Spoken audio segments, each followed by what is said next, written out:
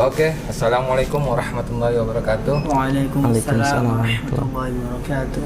Kita bertemu lagi dalam program BBM Bincang-Bincang Muamalah bersama Ustadz Abdul Nafi.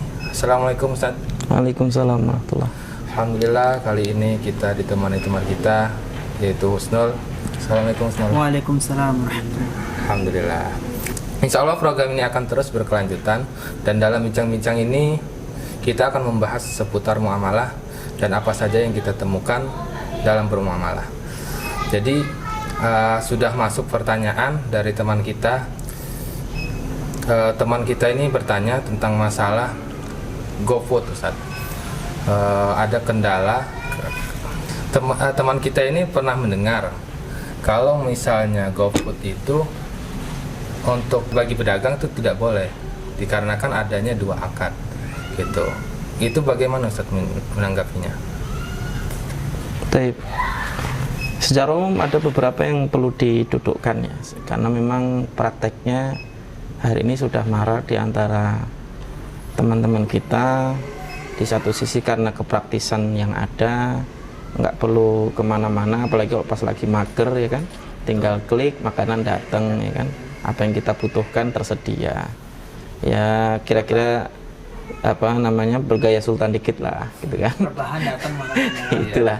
Jadi dalam jual beli secara umum ada 3 model transaksi yang kemudian kebanyakan kita dapati. Yang pertama adalah barangnya cash, uangnya cash. Dan ini sebenarnya nggak ada masalah kalau ini udah cash close ya, udah nggak ada masalah. Ketika barangnya cash, uangnya cash, secara teknis nggak ada masalah, walaupun nanti terkait dengan apa yang ditransaksikan itu nanti pembahasannya tersendiri lagi.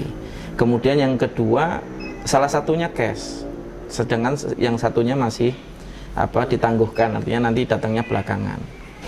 Ini juga secara umum tidak ada masalah, kecuali dalam kasus-kasus tertentu saja. Nah yang ketiga yang bermasalah adalah ketika kemudian barangnya tidak cash, kemudian uangnya juga tidak cash. Kalau ini jelas diharamkan, nanti masuk dalam kategori bai'ul kali bil kali atau bai'udain bidain yang diharamkan. Nah, untuk kasus yang kedua, ketika kemudian salah satunya cash sedangkan yang lain datang belakangan atau ditangguhkan, sebagaimana di dalam kasus GoFood atau delivery food yang lain, yang salah satu di antara penting untuk diperhatikan adalah dalam transaksinya, ketika kemudian salah satunya cash, maka sebenarnya asalnya tidak ada masalah. Asalnya tidak ada masalah. Apalagi kalau misalnya barangnya cash, uangnya nanti, kan jatuhnya ngutang. Kalau misalnya uangnya duluan, barangnya nanti masuk dalam kategori baik salam atau jual beli yang barangnya nanti ditangguhkan, pembayarannya cash di awal, dan itu tidak ada masalah sebenarnya.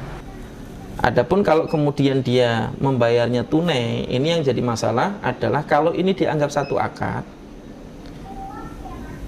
Prakteknya si driver tadi seakan-akan menghutangi si customer karena dia yang membayarkan dulu kepada pihak pengusaha kulinernya.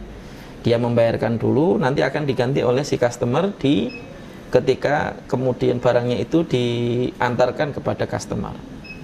Jadi seakan-akan dia menghutangi customer meskipun itu tidak diakadkan di awal. Tapi ketika itu jadi uruf juga nanti otomatis masuk dalam kategori hutang juga. Karena memang judulnya memang betul-betul dihutangi, dibayarkan terlebih dahulu nanti diganti. Nah, kalau dia dianggap satu akad, maka harusnya tidak boleh ada tambahan. Karena kalau ada tambahan dia jadinya riba. Sedangkan ketika si customer itu membayar, ya kan? Ya. Dia membayar bukan hanya membayar makanannya saja, tapi juga membayar ongkos kirimnya. Ya, ongkos delivery-nya tadi itu, dan ini yang kemudian jadi masalah. Kalau kemudian dia dianggap akad yang berbeda, di mana satu akad jual beli antara pemilik usaha kuliner dengan customer, itu juga nggak bisa karena praktiknya yang bayari adalah driver. Sehingga yang ada ini adalah akad antara driver dengan customer untuk pembayaran tunai dari customer tadi itu. Jadi kalau kemudian dia dianggap dua akad yang terpisah antara akad hutang dengan akad delivery, maka yang jadi masalah berarti dia ada dua transaksi dalam satu jual beli. Dan itu masuk bai'atain fi bai'atin yang kemudian dilarang. Ini yang substansial masalahnya di sini sebenarnya, terutama bagi si pembeli ya.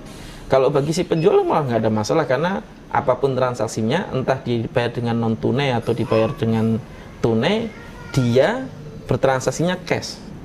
Entah yang kemudian dibayar driver dulu atau dibayar langsung oleh customer dengan uang tunai via aplikasi pembayaran tunai apapun itu.